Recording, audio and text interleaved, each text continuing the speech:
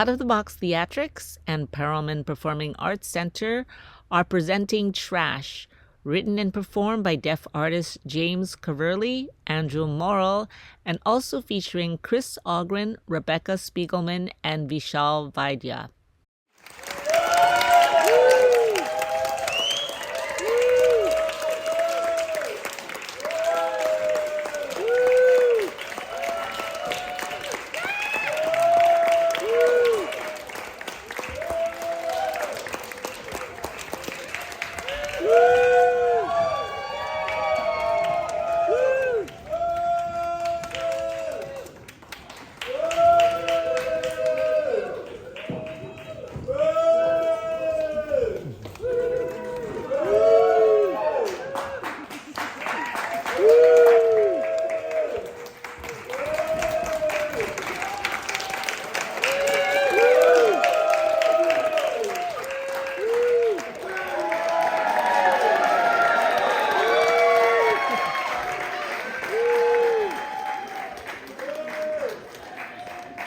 On this edition of Backstage Pass with Lia Chang, I caught up with sound designer Howard Ho at the opening night of Trash.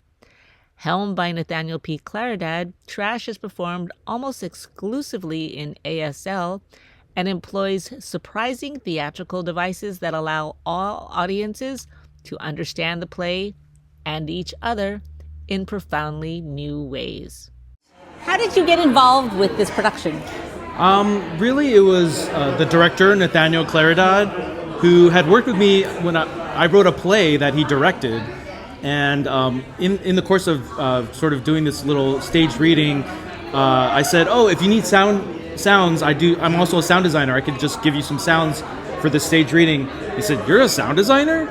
And so I guess he was directing Trash at the PAC NYC, and he put my name in there, and it just so happens that it's a show about deaf culture featuring, deaf writer and performers. And I had worked with Deaf West out in LA, and I had worked, I sort of understood kind of like some of the nuances of how to do sound design for deaf audiences. And so I think they just said like, yeah, this is a great fit. So thankfully it was Nathaniel who brought me in. So number one, it was a win-win situation. Tonight is opening night. How do you feel, and what has your experience been like with not only Out of the Box Theatrics, but being at PAC NYC? Oh my gosh, it's a dream come true. Like Out of the Box, they really do think out of the box. I mean, this is a show that centers the deaf experience, I think, in a way that is very empathetic, very sort of, really expands your perspective on what that means.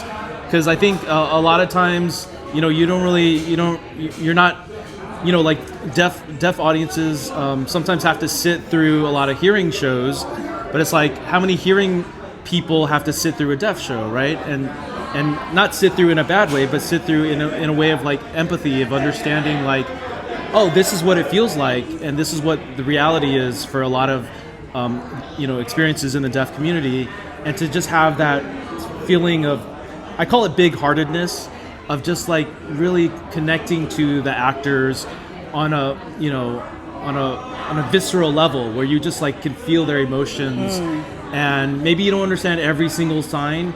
But you don't have to. But you don't have to. Because it's humanity. It's humanity. It's so human. It's so relatable in just, that visceral way. And some of it is translated, so there's super titles in some of the moments. There's like a translator. There's a human jukebox. There's a human jukebox, which doesn't... Phenomenal. I can't explain it to you, but it just works. You just have to come see it. But in essence, you get enough translation as a hearing audience that you're not being left behind, but also you get a lot of experiences of just sitting there and having to really just be in silence and be in community with the other deaf audience members and deaf actors. And so to me, it's just so beautiful and profound. And there's a big reveal later about the audience is like participating in this interesting way. And there's a big reveal later about like what the metaphor is of the audience and how we're sort of informing what's happening on stage. And to me, it's just like such a profound moment in my sort of like life experience, like just being able to be a sound person and go like, this is how somebody else is experiencing my work. Well, that's an interesting thing to be the sound designer for a predominantly deaf cast. Yeah, and in the same spirit of the show, I want to be very inclusive of the deaf audiences. So I never really designed anything that couldn't be felt by a deaf audience. And so what I mean by that is I place subwoofers everywhere. And so what you're gonna hear is also what you're gonna feel, from your seat, from sort of underneath you, from the subwoofer vibrating at sort of the same rhythm as the sounds. And so everyone's getting a pretty comparable experience, because again, it's not about what I can do as a sound designer. It's more about how I can serve the show. Sure. And for this particular show, it wouldn't help to have intricate sounds that are sort of above a certain frequency that can't be heard by a deaf audience. So I kept everything very low frequency, so that it'll sort of rumble and shake and provide those sensory vibrations that the deaf audience sort of feels included by. So yeah, it was such an honor for me to be involved in something that allows me to expand my palette for what sound can do for an audience. Right.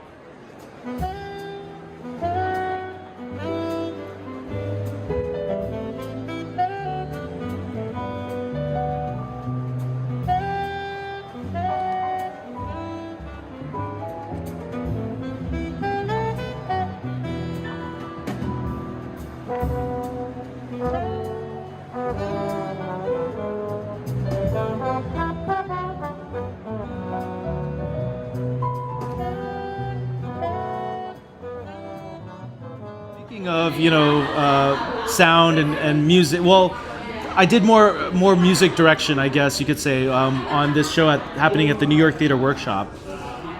So Kristina Wong, who's a Pulitzer finalist, has actually created a musical that is I call it a karaoke musical, because basically there's a lot of like songs in it which then she sort of interpolates her own lyrics in a very funny way, and it's all about food insecurity, about sort of poverty, and how we're coping as a society with people who go hungry in the richest country in the world. So, these are real issues, but she treats it with such humor and such kind of like topicalness that I think it really draws people in an unexpected way. There are actually, I think, 5 performances. 5 performances. In 2 venues. So and it's all free. And not only is it all free, but she actually gives away stuff at the performances. So she's giving away groceries. So she's actually doing the thing that the show is about. So if you go and you're like, I need to pick up some like peanut butter or something, go to the show and you could probably just pick it up there. And now you have a book coming out soon. Yes, I have a book coming out. So I have a YouTube channel where I analyze musicals, and my big claim to fame is this series called How Hamilton Works, all about, obviously, the musical Hamilton. And so I've turned the How Hamilton Works videos into a book, which is going to be published by Smith & Krause and come out probably around May or June. Cool. And so I think it'll be at like bookstores around the country, Barnes & Noble, or wherever they sell Smith & Krause books. But essentially, it's like kind of like my life's work as a music. I call it a musicologist.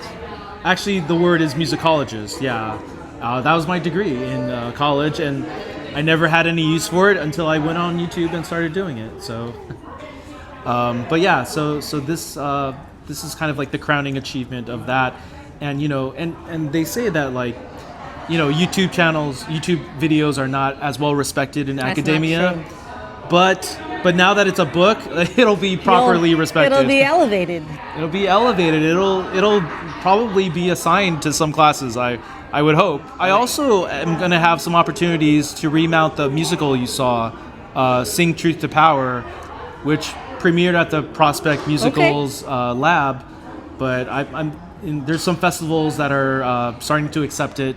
So we'll see. So this was the 10-minute musical that you created for Prospect Musicals at Baruch College. Yes, yeah. So we premiered last November, and ever since then, I've been wanting to remount it because it's something I'm so proud of. And essentially, what's going to happen is there's festivals in June which are very interested in it. So we'll see. We'll see if we can get the logistics worked out. But yeah. Cool. I think that sound cue told us it's over. Yeah. So, thank you for joining me for this edition of Backstage Pass with Lia Chang. Come see Trash at PAC NYC. Performances are through March 28th.